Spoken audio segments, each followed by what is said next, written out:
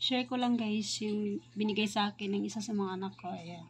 Siyang gumawa nito kahapon. Ayan. Happy Mother's Day, sabi niya.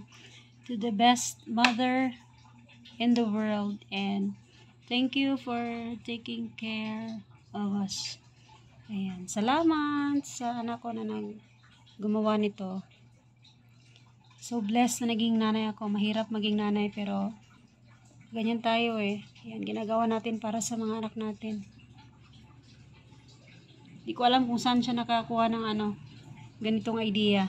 Ayan, 9 years old lang si Max guys. Kaya super appreciate ako sa ginawa niya.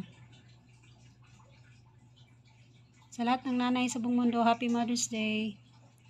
God bless ating lahat guys, and thanks for watching.